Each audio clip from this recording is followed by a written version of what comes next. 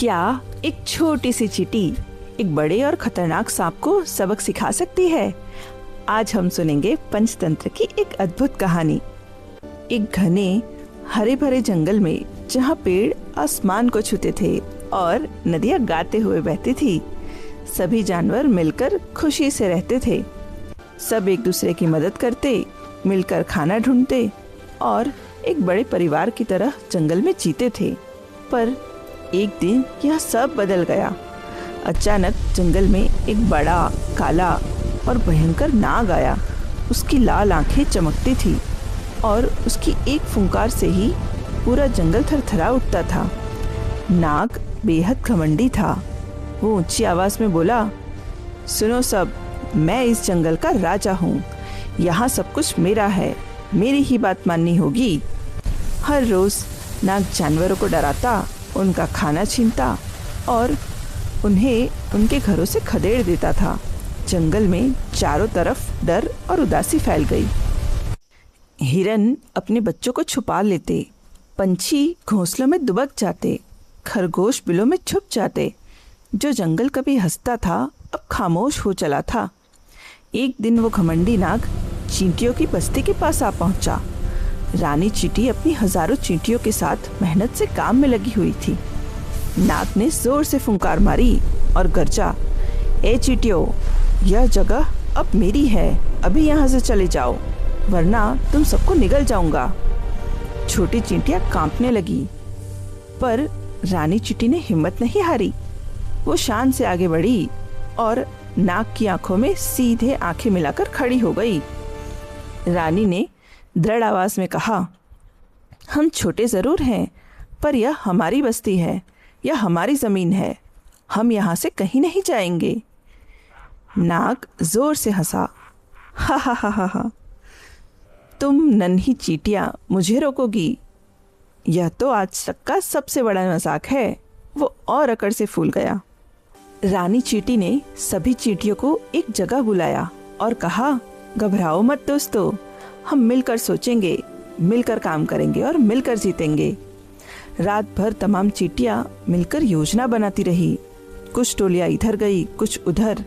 हर एक चींटी को उसका अपना जरूरी काम समझा दिया गया। अगले दिन सुबह हुई। नाग फिर अकड़ते हुए बस्ती की तरफ आया। उसे पूरा यकीन था कि आज चींटियां डरकर आसानी से भाग जाएंगी, पर इस बार जो उसने देखा उसके होश उड़ गए। हजारों चींटियां एक बड़े दल में खड़ी थी, एकदम शांत, एकदम मजबूत, एकदम एकजुट। रानी ने इशारा किया और पलक झपकते ही पूरी चींटी फौज नाग की तरफ बढ़ गई। छोटी छोटी चींटियां मिलकर एक बड़ी ताकत बन गई थी। हजारों चींटियों ने एक साथ नाग को काटना शुरू किया। उसके सिर पर, पूंछ पर, हर तरफ से। नाग के लिए भागना भी नामुमकिन हो गया। नाग तकलीफ में तड़पने लगा। एक चींटी का काटना तो कुछ भी नहीं, पर जब हजारों एक साथ काटे, नाग कुछ भी नहीं कर पाया। नाग ने बाई तरफ भागने की कोशिश की, वहाँ चींटियां, दाई तरफ गया, वहाँ भी चींटियां, आगे पीछे, हर तरफ एकता की अटूट दीवार थी। आखिरकार नाग ने हार मान ली। उसका सारा घमंड चूर चूर हो गया। वो गिड़गिड़ाया, रुको, मुझे माफ करो, मैंने बहुत बड़ी गलती की है। रानी चींटी शांत कदमों से आगे आई और बोली, नाग, हम तुम्हें माफ करते हैं, पर याद रखो, घमंड का अंत हमेशा बुरा ही होता है। नाग की आंखों में आंसू आ गए। पहली बार उसे अपनी गलती का सच्चा एहसास हुआ। उसने दिल से माफी मांगी और धीरे से सिर झुका लिया। नाग ने वादा किया, आज के बाद मैं कभी किसी को नहीं सताऊंगा। तुम सबने जो सबक दिया है वो मैं जीवन भर नहीं भूलूंगा। नाग धीरे धीरे चला गया और फिर पूरे जंगल में खुशी की लहर दौड़ गई। जानवर बाहर आए, पंछी गाने लगे, जंगल एक बार फिर जीवंत हो उठा। दोस्तों, इस कहानी में हमने देखा कि छोटी सी चींटियों ने एक ताकतवर नाग को हरा दिया, सिर्फ और सिर्फ अपनी एकता और हिम्मत की वजह से। पहला संस्कार एकता में शक्ति है। चाहे हम कितने भी छोटे क्यों ना हो, जब मिलकर काम करते हैं तो कोई भी ताकत हमें नहीं हरा सकती है। दूसरा संस्कार, घमंड कभी नहीं करना चाहिए।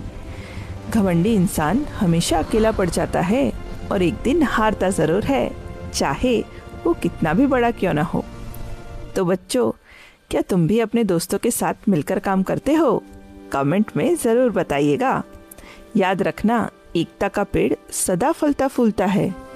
ऐसी और मजेदार कहानियों के लिए कहानी और संस्कार को सब्सक्राइब करना ना भूलें और वीडियो को लाइक जरूर करें, क्योंकि हर कहानी में होता है एक नया संस्कार। जल्दी मिलेंगे।